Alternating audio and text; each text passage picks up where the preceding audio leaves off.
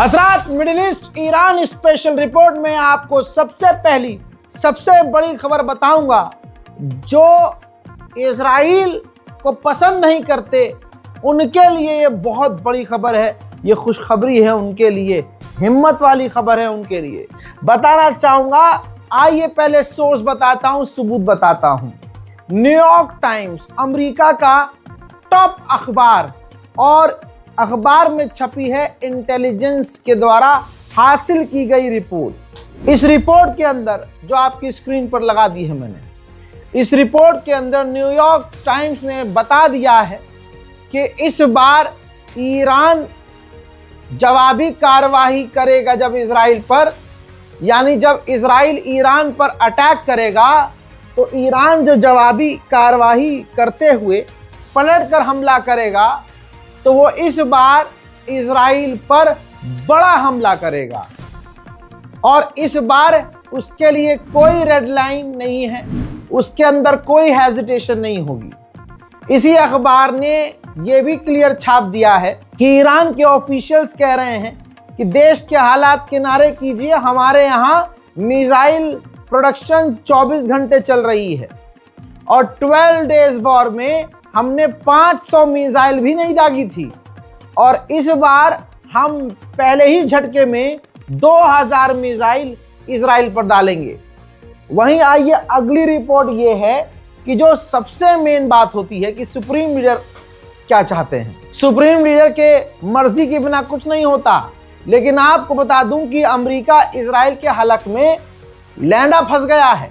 जब से ये रिपोर्ट आई है कि ईरान के सुप्रीम लीडर ने अब खुली छूट दे दी है, लिखित में साइन कर दिया और आदेश दे दिया है कि इजराइल के खिलाफ तैयार रहो और इजराइल अगर इस बार हमला आगे से करता है तो आपके लिए कोई रेड लाइन नहीं है। यहां तक कि supreme leader of Iran Ayatollah Syed Ali खामनाई ने साफ कह दिया है कि अगर इस बार हमला किया जाएगा हम पर तो ईरान की IRGC फौज को हमसे परमिशन, सुप्रीम लीडर से परमिशन लेने की जरूरत नहीं है और आपके लिए कोई रेड लाइन नहीं है। जितना मारना है मारो, जितनी मिसाइलें दागनी है दागो, जो करना है करो, ईरान की फौज को खुली छूट है। इसके बाद ईरान की फौज IRGC में जबरदस्त जोश देखने को मिल रहा है और अब ईरान इंतजार कर रहा है कि सामने से कोई गलती तो हो, नक्शा पूरा बिगाड़ दिया जाएगा। उधर मेरे दोस्तों, जहां अमेरिका ये कह रहा है कि ईरान तो हमसे बात करने के लिए बेचैन है, ईरान के विदेश मंत्री ने आकर डोनाल्ड ट्रंप के मुंह के अंदर थूक दिया है। उन्होंने ताज़ा बयान में, ये है इंटरव्यू, साफ उन्होंने कह दिया है कि ये वक्त ही नहीं है अमेरिका से बात करने का, क्योंकि अमेरिका की तरफ से कोई पॉजिटिव रेस्पॉन्स नहीं है, न उसका पॉजिटिव एटीट्यूड है और हम अमेरिका के आगे झुककर या अमेरिका के आगे दबकर बात नहीं करेंगे। ईरान का जलवा समझने के लिए दिल में जिगर और दीन से मोहब्बत होनी चाहिए। आप सोचिए, अल्लाह की मदद के बिना क्या ईरान अभी तक टिक पाता? कोई ना कोई बात है, कुछ तो ईरान में बात है जिसकी वजह से अल्लाह की नजर करम उस पर है। मोहतरम हज़रात, जहां इस वक्त पूरी दुनिया में सबसे ज्यादा पाबंदी UN ने लगाई है, अमेरिका ने लगाई है, वो पहले नंबर पर ईरान है। बताना चाहूंगा, यूरोपीय यूनियन, नेटो, अमेरिका और इसके अलावा दुनिया की तमाम बड़ी तंजीमों ने अमेरिका को खुश करने के लिए अमेरिका के आदेश पर ईरान पर बैन लगा दिया, जिसकी वजह से गुलाबी सुअर यानी डोनाल्ड ट्रंप को लग रहा था कि ईरान घुटने पर आएगा। आपको रिपोर्ट दिखा दूं, ये पढ़ लीजिए रिपोर्ट।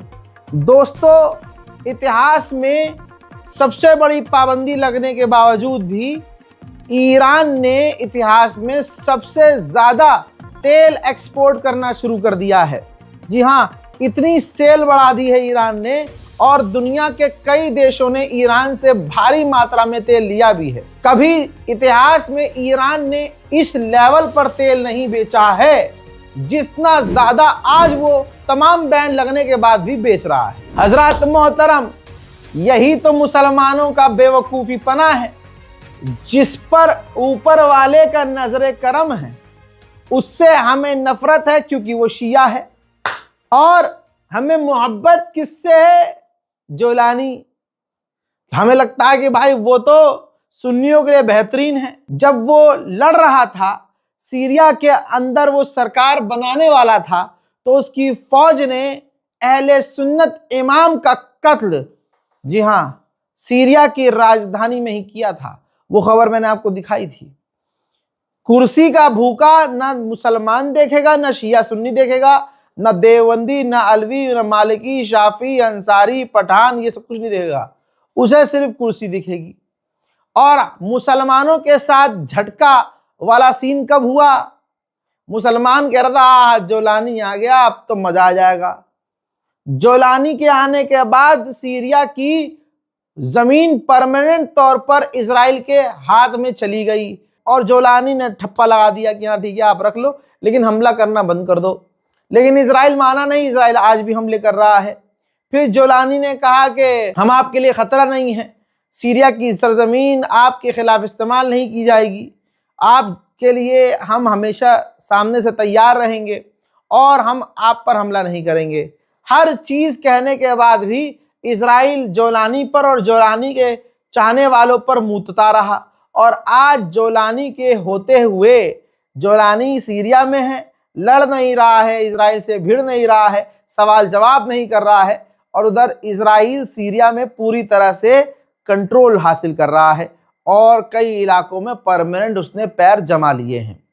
ऐसे में बार बार जोलानी आपका पसंदीदा मुसलमानों का, खासकर पाकिस्तान और भारत के मुसलमानों का पसंदीदा जोलानी पूरी तरह से अपने देश की भड़वागिरी करता हुआ नजर आ रहा है। इससे पहले वो पूल खेलता हुआ नजर आया, अब ये देखिए सीरिया के अंदर ही अमेरिका की फौज का, मिडिल ईस्ट का जो कमांडर है, उसके साथ फुटबॉल खेलता हुआ नजर आ रहा है। देश पर इजरायली कब्जा हो रहा है। सवायदा के इलाके में इजराइल के समर्थन में जो वहां के द्रूस कम्युनिटी है रैलियां निकाल रहे हैं। दूसरे इलाकों में एक दूसरे पर ग्रुप हमला कर रहे हैं। सीरिया में जगह जगह इजराइल चेक पॉइंट बना रहा है। सीरिया की राजधानी दमिश्क में अमेरिका अपना सबसे बड़ा बेस बनाने के लिए तैयार है। अमेरिका की फौज सीरिया के अंदर रोज उतर रही है और आपका पसंदीदा जोलानी हिजड़े का पेला वो फौज के साथ, अमेरिकी फौज के कमांडर के साथ फुटबॉल खेल रहा है। भैया सिर्फ इतना नहीं, जब तक आप ये वीडियो देख रहे होंगे तब तक जो सीरिया का राष्ट्रपति जोलानी है अमेरिका पहुंच चुका होगा। जो बातें मैंने कही हैं मैं सबूत के साथ बोलता हूं। ये देखिए प्रूफ यहां भी है। हर जगह ये खबर कल तक, परसों तक आ जाएगी कि सीरिया के और भी इलाकों में, अलग अलग इलाकों में इजराइल की फौज घुसपैठ कर रही है।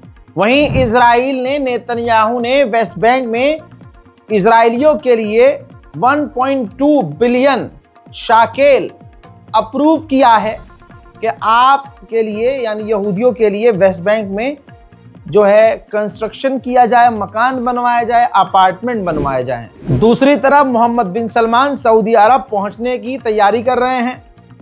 उधर खबर यह आ रही है कि इसी मीटिंग में डोनाल्ड ट्रंप की कोशिश ये होगी कि मोहम्मद बिन सलमान को मना लिया जाए और इजराइल के साथ नॉर्मलाइजेशन करके सऊदी अरब को अब्राहम अकॉर्ड में शामिल कर लिया जाए।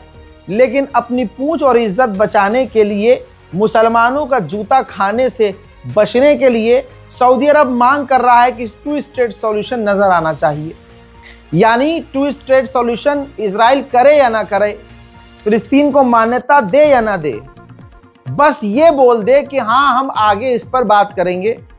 तो अगर खाली इतना बोल देगा कि हम आगे इस पर बात करेंगे 2 स्टेट सॉल्यूशन पर, हम तभी इजराइल के साथ नॉर्मलाइजेशन कर लेंगे।